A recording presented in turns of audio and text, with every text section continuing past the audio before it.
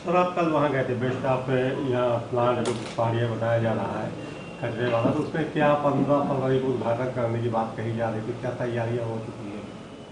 देखिए, कल हम हमारे स्वास्थ्य प्रभारी मुन्ना भाई और हमारे पूर्व पार्षद और वर्तमान में इनकी पत्नी एमआईसी मेंबर हैं अशोक पटेल झब्बू जी, पहाड़िया प्लांट का निरीक्षण करने गए।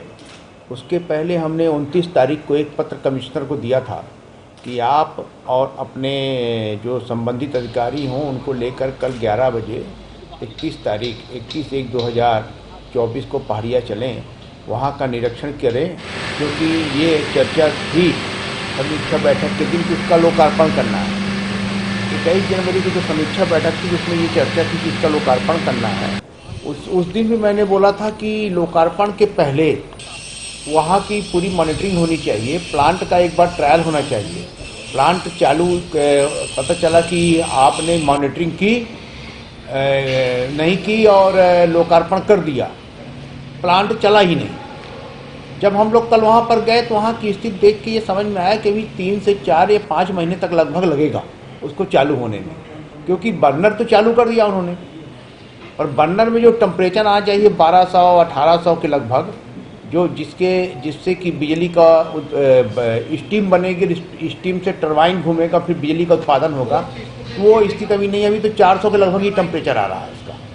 तो कचड़े को जलाकर उससे बिजली बनाने की जो टेक्निक है उस पे इनको एक जो कॉन्सेप्ट लाए हैं, कॉन्सेप्ट तो बहुत अच्छा है, पर नगर निगम की उदासीनता के कारण, नगर निगम की प्रॉपर मॉनिटरिंग न होने के कारण आज ये स्थिति हो गई।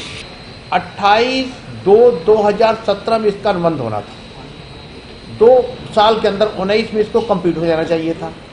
19 साल तक ये ऑपरेशन मेंटेनेंस करेंगे, टिपिंग फीस नगर निगम देगी, कचरा उठाएंगे।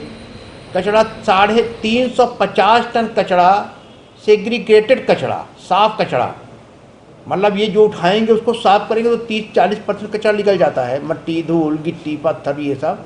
उसमें से जो साफ कचरा निकलेगा उस साफ कचड़े को इनको वहाँ पर जलाना है। ये एक परंपरा बनी हुई, मतलब एक सिस्टम है उसका कि इसको जलाएंगे, जब जलेगा तभी उससे बिजली उत्पादन होगी।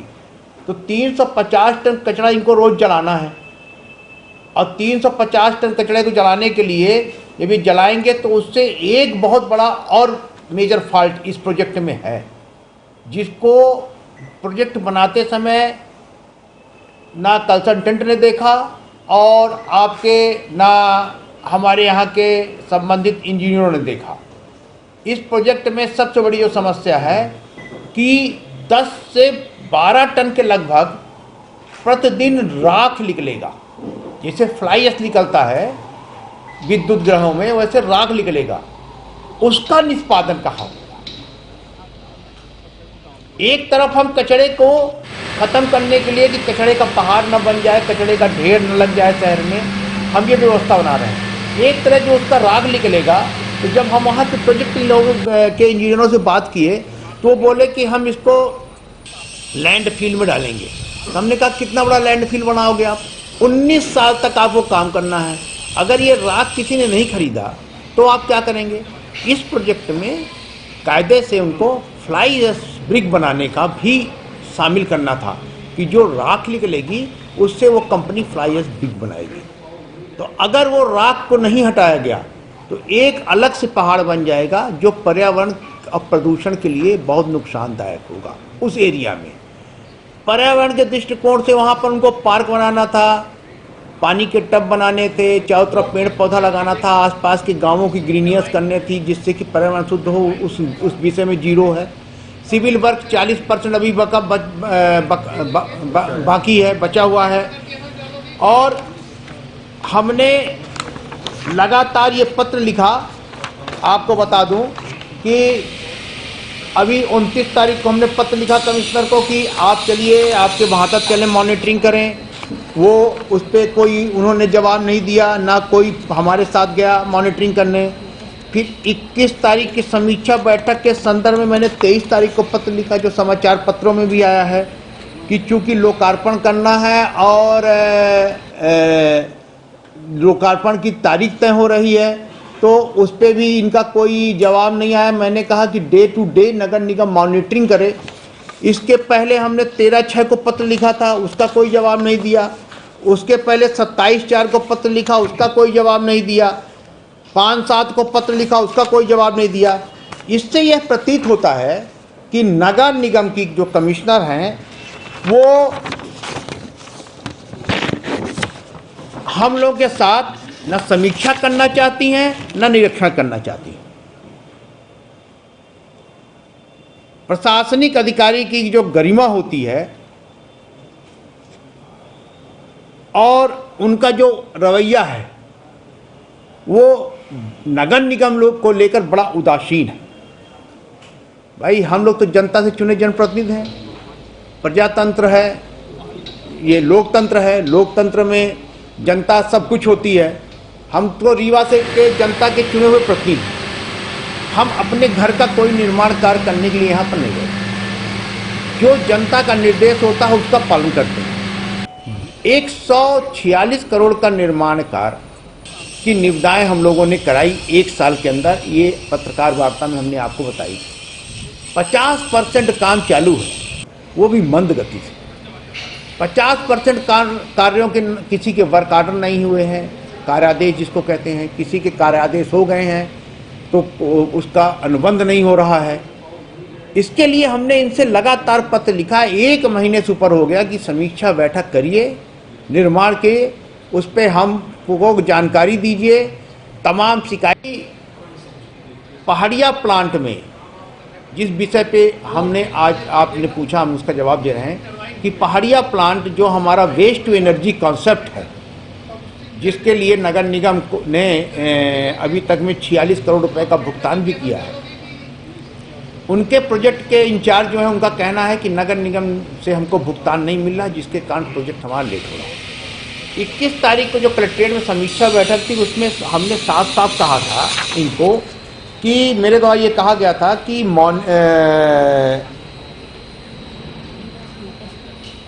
समीक्षा की रेमकी कंपनी के भुगतान की समस्या के निराकरण हेतु एक हमने संयुक्त टीम बना दी है।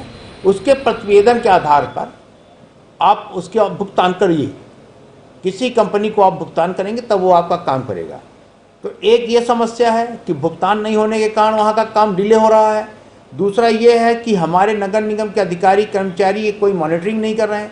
हमको तो ये भी कहने में बड़ा अचरज है कि रीवा की कलेक्टर भी गई उसको देखने, हमारी कमिश्नर भी गई, पूर्व के भी कमिश्नर गए। जो प्रोजेक्ट का अनुबंध 2017 फरवरी में हुआ हो, वो प्रोजेक्ट आज 2024 फरवरी तक अभी पूरा नहीं हो पाया। तो इसमें पूर्ण दोष अगर किसी का है तो नगर निगम का है और नगर निगम के आयुक्त की, और इसमें पूरी जवाबदेही होती है कि उनके उदासीन रवैया के कारण ये सारी स्थितियां उत्पन्न हैं। आप जनप्रतिनिधि हैं, फिर भी आप मतलब आपकी बातों को मानना चाहिए। ऐसी क्या बात है कि वो आपकी बातों पर ज़्यादा ध्यान नहीं दे रही है? देखिए क्या है कि ये उसका इसका उत्तर वही देंगी। हम लोग लोकतांत्रिक परंपरा के विचारधारा के लोग हैं। हम उनसे उतना ही काम बोलते हैं जो रीवा की जनता के लिए होता है। ना कोई व्यक्तिगत काम हम कभी कराए, ना हमारा व्यक्तिगत कोई उनसे इस सब चीज़ों को लेना देना है। हमारी जो भी हमारे पत्राचार होते हैं वो सिर्फ रीवा की जनता के लिए होते हैं। 45 वार्ड के हमारे प्रतिनिधि हैं, 45 वार्ड के जनप्रतिनिधि। जैसे मेरे को एक दिन बड़ी तकलीफ हुई कि वार्ड नंबर 30 की पार्षद यहाँ पर बैठी हुई थी और हमने समाचार पत्र में पढ़ा कि कमिश्नर उनसे बिना चर्चा किए हुए चले गए। लोकतांत्रिक परंपरा में अगर नगर निगम है तो नगर निगम के वार्डों का प्रतिनिधित्व करने के लिए पार्षद को निर्वाचन हुआ है।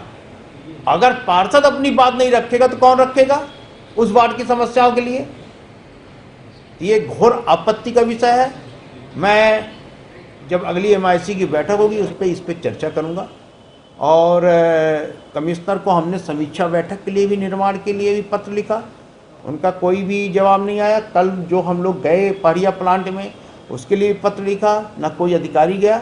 इससे ये साबित होता है नगर निगम के प्रति उनका रवैया उदासीन है। वो नगर निगम में एक सिर्फ अपना समय जाया करने के लिए बैठी हुई हैं, न कि कोई कार्य करने।